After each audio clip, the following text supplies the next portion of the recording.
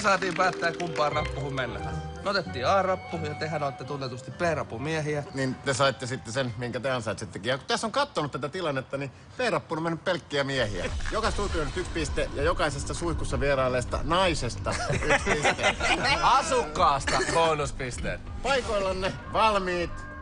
Ja. Nyt!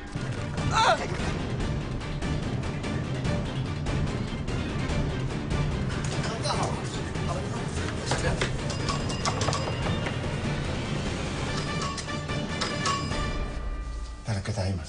Ja mennään seuraavaan. Kuinka helvetistä?